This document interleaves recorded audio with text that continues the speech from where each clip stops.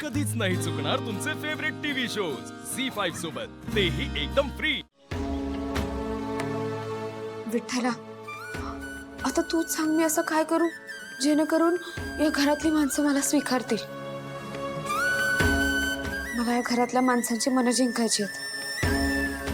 जरा अवघडच आहे, पण आता तूच मार्ग दाखव बघ।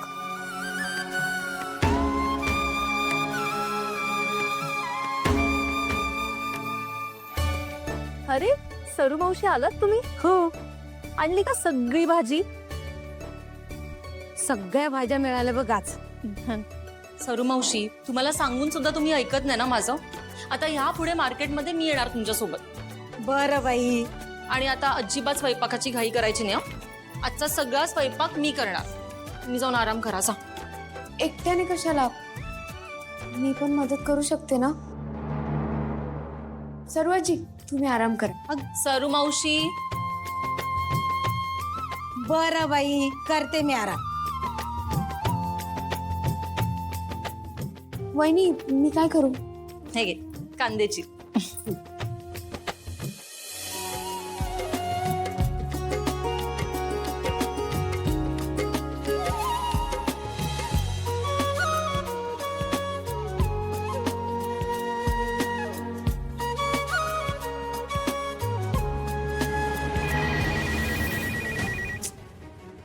हॅलो। हो देते हा।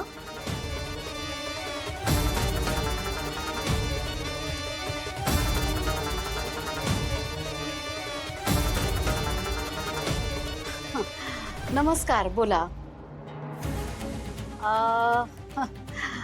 कार्यक्रम ना,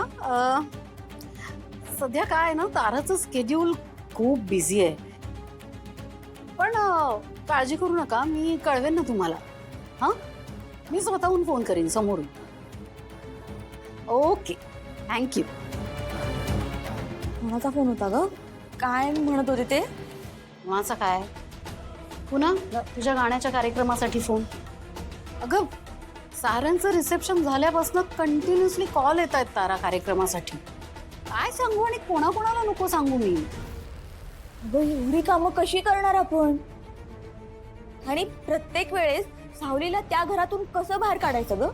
हा, त्या दिवशी तर सगळ्यांसमोर आपली फजिती झाली असती, माहिती आहे ना? अगं, माझ्या पोटात असा गोळा आला होता, तुला कसं सांगू मम्मा मी? सावली अशी समोर बसली होती आणि मी तिच्या हातात माईक धरून उभी। अशी परिस्थिती येऊ नये म्हणूनच विचार करते ना मी। मम्मा, आता कसं करायचं आपण? अशी परिस्थिती पुन्हा येऊ नये कसं करायचं ते मी बघते। आणि मग तारा, कसं करायचं, काय करायचं हा विचार तू नको करूस का।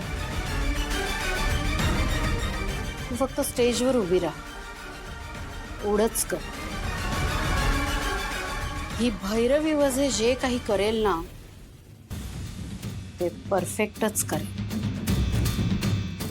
यावेळी असा काही खेळ खेळेल ना तारा मी,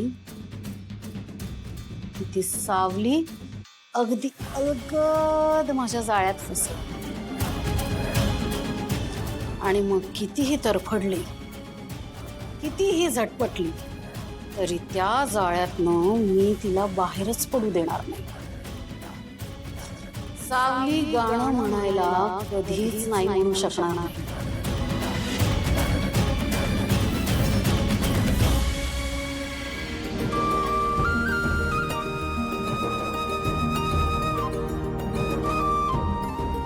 सावली, काय झालंय? काही नाही वहिनी। सावली, तुझ्या चेहऱ्यावर दिसतंय कसला विचार करतेस? तू मला सांगू शकतेस? सावली, काय झालंय सांगशील? वहिनी, आता तुम्हीच सांगा, मी असं काय करू ज्याने या घरातल्यांची मनं जिंकता येतील? एवढंच ना? अगदी सोपं आहे। तुला माहितीये, माझी आई मला नेहमी सांगते, नवऱ्याचं मन जिंकायचं असेल ना, तर त्याचा एकमेव मार्ग म्हणजे उत्तम जेवण। मग मी सगळ्यांसाठी शिरा बनवू का? हो, लगेच लगेच कामाला लाग. चल, मी तुझी मदत करते. तर बघ, रवा तिथे आहे.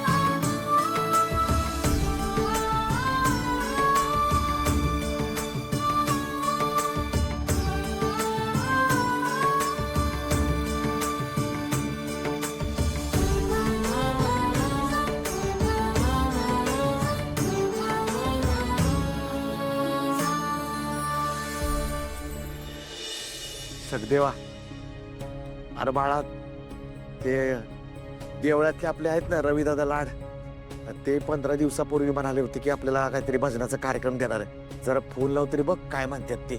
वय लावतो ना. हाय का नंबर आहे का? हाय नंबर आहे त्यांचा, बघावं लागेल. बघ बरं काय म्हणतात. रवी लाड, गावला. हॅलो, रवी लाड का? हा, मी सकदेव बोलतोय. तो भागवतांचा सख्या. वय वय. अहो, ते कार्यक्रमाचं काय झालं? ते 15 दिवस झालं भजनाचा कार्यक्रम देणार होते म्हणा. हा, ते 15 दिवस झाले हो कार्यक्रम. अजून एक पण कार्यक्रम नाही झालाय बघा. नाही म्हणजे तुम्हाला ती माहितीच आहे. म्हणजे कार्यक्रमावरच आमचं घर चालतंय. अहो, लाईट बिल नाही भरलंय, राशन बाकी आहे. आणि बघा जरा कार्यक्रमाचं काय म्हणलं. हा, अहो ते पाटील, हेमंत पाटील ना. अहो, त्याला तर आम्हा भागवतांचा कार्यक्रम खूप आवडतो. त्यांना सांगा जरा जास्तीचा कार्यक्रम लावायला. म्हणजे आमचं कार्यक्रम जास्त लावले तर आमचं घर चालणार ना. बघा जरा. कळवा. वाट बघतोय तुमच्या फोनची.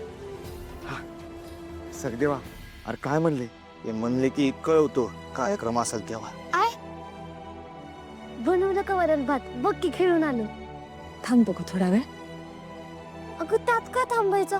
बघ की खेळून आलोय म्या. मला भूक लागली आहे. हे पाय अप्पू, स्वयंपाकाला ना अजून वेळ आहे. हा, तू बाहेर जाऊन खेळ ना. मी स्वयंपाक झाला ना की लगोलग बोलवते तुला. हा, चल. काय झालं ग? हाओ, हे पाय, एवढेच तांदूळ आहे. कसं करायचं बरं आता? झी 5 ॲप डाउनलोड करा आणि पहा सर्व एपिसोड्स एकदम फ्री.